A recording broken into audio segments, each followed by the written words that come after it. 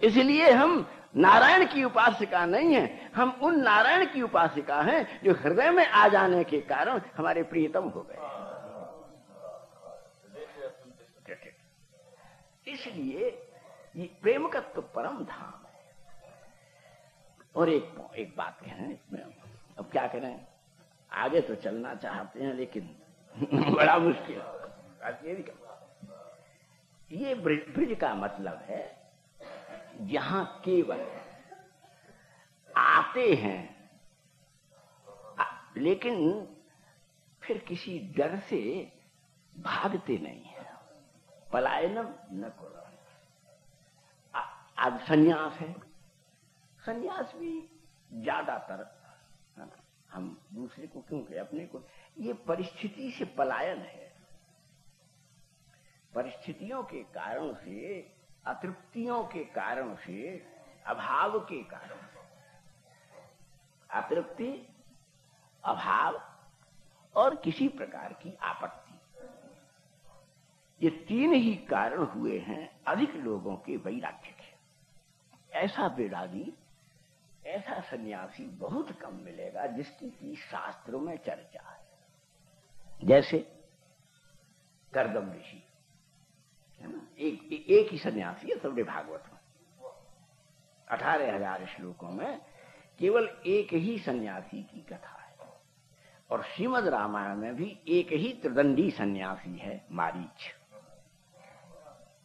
इन रामलीलाओं ने और उन्होंने उनके, भगवान कर्दम की बात तो अलग है, मारीच का भी स्वरूप बिगाड़ दिया है ना। परंतु एक एक सन्यासी, कर्दम ऋषि पूर्ण, देवहूति जैसी पत्नी, ये लंगोटी बंद महात्मा, अत्यंत दरिद्र, चक्रवर्ती महाराज मनु को इनके पास देने के लिए आसन भी नहीं, और स्वयं भी अपने बैठने के लिए पलंग शैया की बात क्या, आसन भी नहीं, किंचन, दीन, हीन, और स्वयं सम्राट प्रार्थना करते हैं कि मेरी पुत्री आपको प्यार करती है, और मैं सम्राट ये मुकुट आपके चरणों में रख करके प्रार्थना करता हूं कि मेरी पुत्री को स्वीकार करके हमारी पिता का मन है, आत्मा है, कर्तव्य है, उसको आप पूरा कर दो। कर्दम ऋषि ने कहा मैं तो विरक्त हूं, क्या करोगे पुत्री मुझे दे करके? बोले मेरे पास काम तो है ही नहीं। तो भगवान ने कहा तुरंत नारायण प्रकट हो गए, हे ऋषि तुम्हारे पास काम नहीं है, ये तो तुम ठीक कर रहे हो, लेकिन तुम्हारे पास मेरी आज्ञा तो है, तुम किसी कामना से विवाह न करो, ये ठीक है, लेकिन मेरी कामना है कि मैं तुम्हारे घर बेटा बन के जन्म लूं।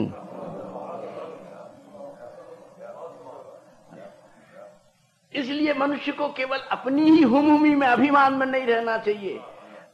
अच्छे से अच्छा काम भी स्वार्थ में किया गया बेकार है, और दूसरे के मंगल में किया गया बुरे से बुरा काम भी बड़े से बड़ा यज्ञ है, अपूर्वत्वोद्भावी कर्म है। इसलिए खाली मैं करते हो, मैं कब से इंतजार कर रहा हूं, तो तुम ब्याह करो और मैं पुत्र होकर के जन्म लूं। तो बोले काम के बिना क्या फायदा? बोले ये भी तो बात समझो कि काम वाले दंपति के यहां मैं थोड़ी पैदा होता हूं। देह मिलन संजात में थोड़ी हूं, दो आत्माओं के मिलने से ही मुझ परमात्मा का जन्म होता है, आत्मसंगत है। और वो स्त्री, वो बेटी जो एक पुरुष से, पति से मिली, खाली शरीर से शरीर मिला, खाली बुद्धि से बुद्धि मिली, खाली मन से मन मिला, भैया पूरी बात नहीं है। पूरा सुख तभी होगा, पूर्णता तभी होगी दाम्पत्य की, जब आत्मा से आत्मा मिल जाए। देख क्यों आत्मा से आत्मा मिले, ये काम जल्दी करो, जो लेट हो गए हैं वो भी जल्दी करो। बोले क्यों? बोले आज जब तुमने ब्याह किया था तब शरीर बड़ा चमकीला था, तब बड़ा रूपवान था, उसमें बड़े आकर्षण थे, बड़े नजरे नाज थे, लेकिन धीरे धीरे धीरे धीरे वो जिस रूप में जाएगा तुम्हारे प्रेम का नशा उतर जाएगा। इसलिए शरीर बूढ़ा हो उससे पहले तुम आत्मा में चले जाओ जो कभी बूढ़ी नहीं होती। हाँ, जो कभी कुरूप नहीं होता, उसके रंग कभी फीके नहीं पड़ते, उसका उत्साह कभी ढीला नहीं पड़ता, उसकी उत्कंठा कभी शिथिल नहीं होती, उसके आकर्षण में कभी व्याघात नहीं होता, उसका विमोहन कभी मंद नहीं होता, उसके सम्मोहन को कभी बाधित नहीं किया जा सकता। अविनश्वरम चेतनम तम स्वस्वरूपम अवलोक्य ये तत्र गच्छन्ति ते वै कवयः तत्त्ववादभी शास्त्रकारैः इति प्रतिपाद्यन्ते। इस नष्ट होने वाले दुर्गंधित मलमूत्र के भांड को तत्वज्ञानी नहीं चाह सकता, लेकिन इस भांड के भीतर जो चिदानंदमयी आत्मा है, जिस आत्मा का अनादि संबंध मेरी आत्मा से है, वो आत्मा जब आत्मा से मिलती है तो लोक बाधा व्यवधान देहावरण विदीर्ण करके उस चैतन्य घन में प्रवेश करके अति असोन्मेष की उपलब्धि करती है। यही वेदांत है, यही वेदांतिक पद्धति है। और इसलिए यह सब कहां है? बोले तुमसे बहुत सी हम में है, बहुत सी हम में है जो जहुर गुणमयम देहम। ये हमारा शरीर जो मलमूत्र से, दुर्गंध से, कफ वात पित्त कफ से, इस अनेक प्रकार की संस्कारों से जिनको हमारे पुत्रों ने छुआ है, हमारे पतियों ने जिसको छुआ है, जिसके साथ में मैया के पेट के गंदे मलिन भोजन से जिसका परिपोषण हुआ है, इस शरीर को हम कृष्ण के पास कैसे ले जाएं? हमको शर्म आती है। जहुर गुणमयम देहम,